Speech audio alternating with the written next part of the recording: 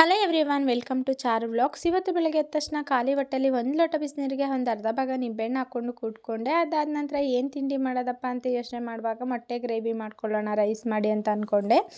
ನಾನಿಲ್ಲಿ ಒಂದು ಪಾತ್ರೆನ ಇಟ್ಕೊಂಡು ಅದಕ್ಕೆ ಸ್ವಲ್ಪ ಆಯಿಲ್ನ ಹಾಕ್ಕೊಂಡಿದ್ದೀನಿ. ಅದಾದ ನಂತರ ನಾನು ಒಂದು ಈರುಳ್ಳಿನ ಹಾಕ್ಕೊಂಡು ಅದು ಸ್ವಲ್ಪ ಫ್ರೈ ಆದಮೇಲೆ ಶುಂಠಿ ಬೆಳ್ಳುಳ್ಳಿ ಪೇಸ್ಟ್ನ ಹಾಕ್ಕೊಂಡು ಅದನ್ನು ಕೂಡ ಸ್ವಲ್ಪ ಫ್ರೈ ಮಾಡಿಕೊಂಡು ಹಾಗೆಯೇ ಒಂದು ಟೊಮೊಟೊನ ಹಾಕ್ಕೊಂಡು ಚೆನ್ನಾಗಿ ಸ್ಮ್ಯಾಶ್ ಆಗೋ ಥರ ಬೇಯಿಸ್ಕೊಂಡು ಹಾಗೆಯೇ ರುಚಿಗೆ ತಕ್ಕಷ್ಟು ಉಪ್ಪು ಸ್ವಲ್ಪ ಅರಿಶಿನ ಹಾಕ್ಕೊತಿದ್ದೀನಿ. ಅದಾದ ನಂತರ ನಾನಿಲ್ಲಿ 1 ಟೇಬಲ್ ಸ್ಪೂನಷ್ಟು ಮೊಟ್ಟೆ ಮಸಾಲ ಹಾಗೆಯೇ ಒಂದು 1/4 ಟೇಬಲ್ ಸ್ಪೂನಷ್ಟು ನಾನಿಲ್ಲಿ ಮೆಂತೆ ಪೌಡ್ರನ್ನ ಹಾಕ್ಕೊತಿದ್ದೀನಿ. ಕಸ್ತೂರಿ ಮೆಂತೆ ಇದ್ದರೆ ಹಾಕೊಬೋದು. ಹಾಗೆಯೇ 1 ಟೇಬಲ್ ಸ್ಪೂನಷ್ಟು ಚಿಲ್ಲಿ ಪೌಡರು, 1 ಟೇಬಲ್ ಸ್ಪೂನಷ್ಟು ಧನಿಯಾ ಪೌಡರ್ ಇಷ್ಟನ್ನು ಹಾಕ್ಕೊಂಡು ಸ್ವಲ್ಪ ಫ್ರೈ ಮಾಡಿಕೊಂಡು ಹಾಗೆಯೇ ಸ್ವಲ್ಪ ನೀರನ್ನ ಸೇರಿಸ್ಕೊಂಡು ಸ್ವಲ್ಪ ಕುದಿಯೋಕೆ ಬಿಟ್ಬಿಡೋಣ.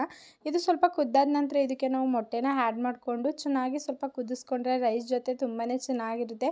ನೀವು ಕೂಡ ಒಂದ್ಸಲಿ ಟ್ರೈ ಮಾಡಿ ನನಗೆ ಹೇಗಿತ್ತು ಅಂತೇಳಿ ಕಮೆಂಟ್ ಮಾಡಿ. Thank you all.